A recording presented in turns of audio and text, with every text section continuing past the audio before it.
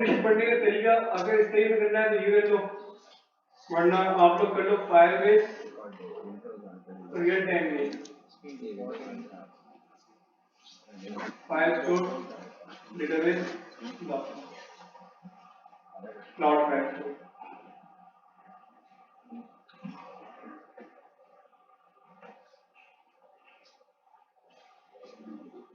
अच्छा भाई मैं चला गया व्यू डॉक्स के अंदर। अच्छा भाई क्लास हम लोग कौन सा डेटाबेस पढ़ रहे हैं? File store. एक जगह प्रोजेक्ट बन जाए तो आपको दिखा दूं भाई जरा। अच्छा भाई फाइल स्टोर वगैरह सबको क्या है या नहीं पता या भूल गए?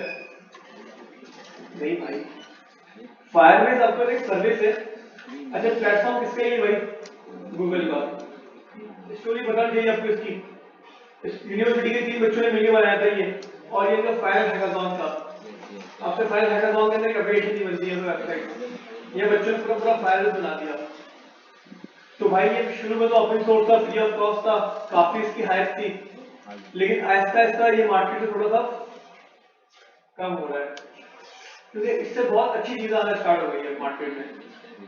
पहले बहुत यूज होता था फायरबेस, अब भी यूज होता है, ऐसा नहीं होता।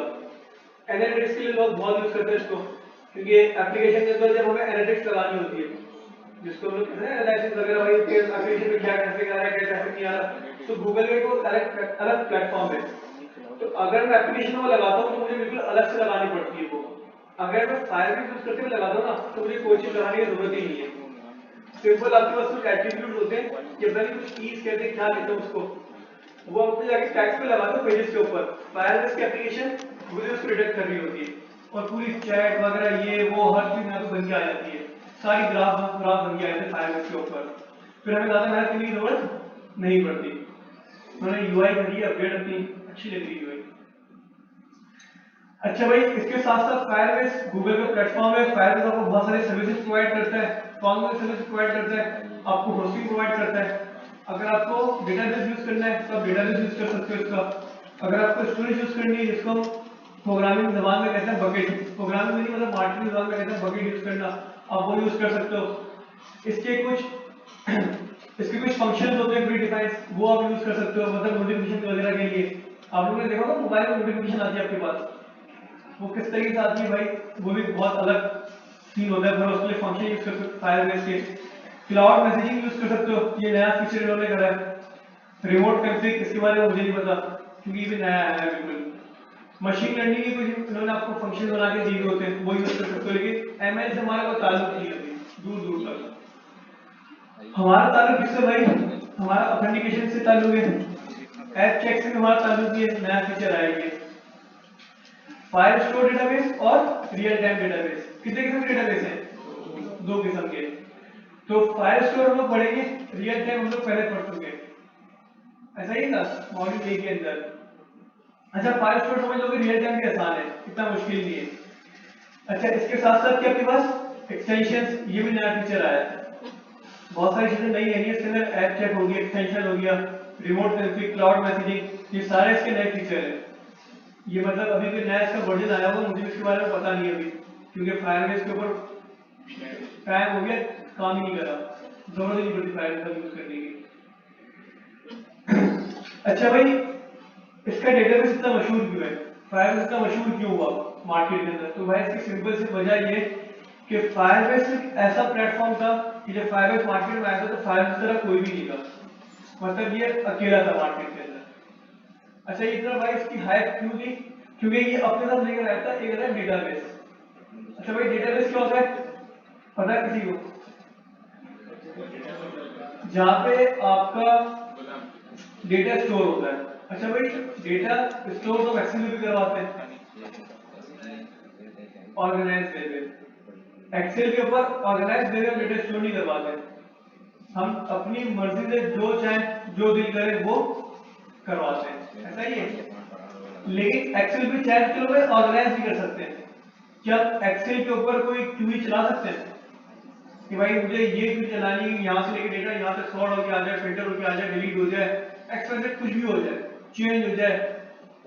मैं ये चाहता हूँ कि अच्छा भाई मेरे पास अगर ये 10 किस्म के यूजर्स हैं, मतलब सॉरी एक यूजर है और उनकी 10 एंट्रीज है, फिर वो मुझे निकाल के दे दो, एक्सेल नहीं कर सकता।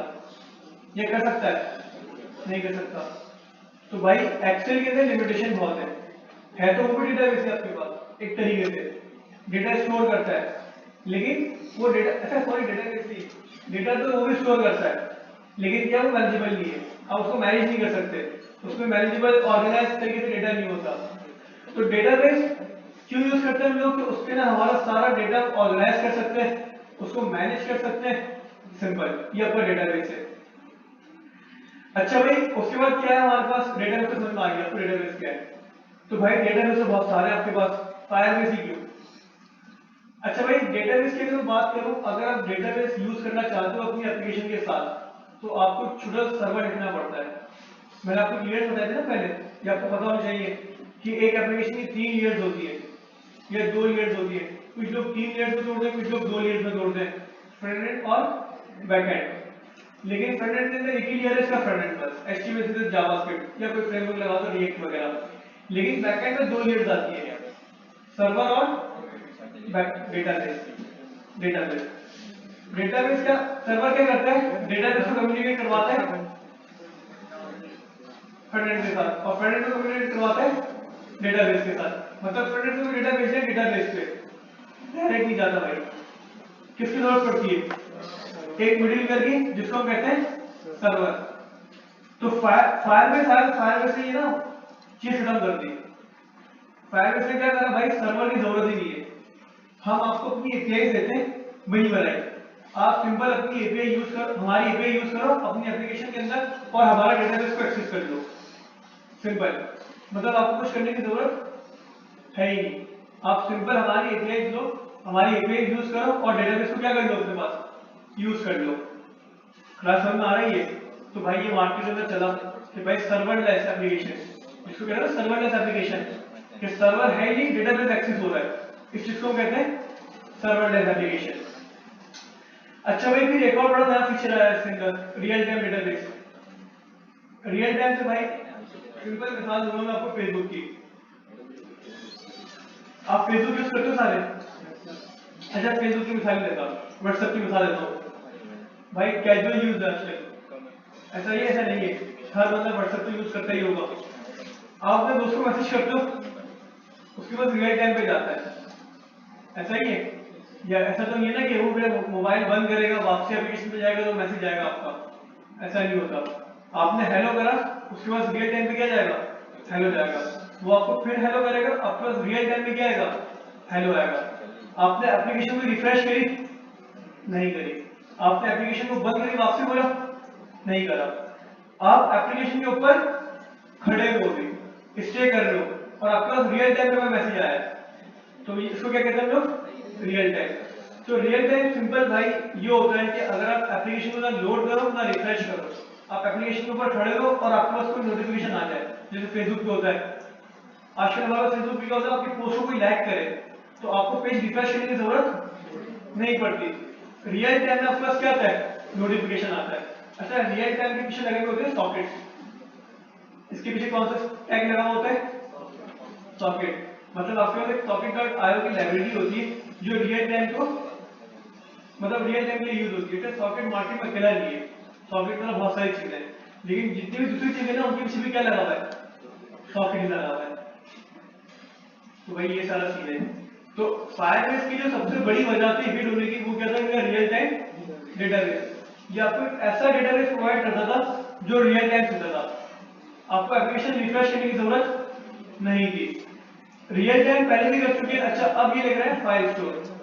अच्छा फाइल स्टोर के अंदर क्या है, रियल टाइम फैसिलिटी मौजूद है और फाइल स्टोर थोड़ा सा एडवांस है।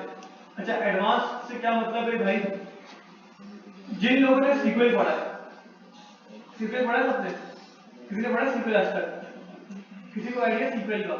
अच्छा भाई डेटाबेस होते हैं दो किस्म के, एक होता है सीक्वल जिसको कहते हैं एसक्यूएल, सही है, एक होता है नो एसक्यूएल। टर्मिनोलॉजी होती है भाई, एसक्यूएल बोलना भी गलत नहीं है ना सीक्वल बोलना गलत है, जो आपके मुंह पर रह जाए, आपके मुंह पे एसक्यूएल रह जाए एसक्यूएल बोलो, सीक्वल रह जाए सीक्वल बोलो, बस बोलो, सही है भाई। इंपॉर्टेंट क्या चीज है, बोलना, गलत बोल रहे सही बोल रहे हो वो छोड़ो, रह रह के काम कर करके गुस्से हो जाओगे, अच्छा भाई, दो किस्म के डेटाबेस है, सीक्वल और नो सीक्वल। क्या फर्क है, किसी को कुछ आइडिया है? बिल्कुल। अच्छा, रिलेशन जो है ना नो सीक्वल में भी होते हैं, रिलेशन नो सीक्वल में भी होते हैं। एक होता है आपके पास रिलेशन का कॉन्सेप्ट आता है आरडीबीएमएस और डीबीएमएस के अंदर, रिलेशन डेटाबेस मैनेजमेंट सिस्टम और डेटाबेस मैनेजमेंट सिस्टम। तो सीक्वल और नो सीक्वल से आप रिलेशन को नहीं कंपेयर कर सकते, क्योंकि मोंगोडीबी के आपके पास नो सीक्वल है, लेकिन वो रिलेशन है डेटाबेस, उसमें रिलेशन क्रिएट होते हैं आपके पास। तो ये आप नहीं कह सकते कि रिलेशन डेटाबेस और नॉन रिलेशन डेटाबेस, मैं कह भी सकते हो लेकिन मुझे लगता है नहीं कह सकते। आप अपनी रिसर्च भी करो भाई, हो सकता है मैं गलत हूं, आप मुझे करेक्ट करो। तो भाई क्लास, दो किस्म के डेटाबेस है, सीक्वल और नो सीक्वल। सिंपल शॉर्ट करता हूं मैं, सीक्वल डेटाबेस होता है आपके पास टेबल बेस, जिसके अंदर टेबल बेस में डेटा क्या होता है, स्टोर होता है।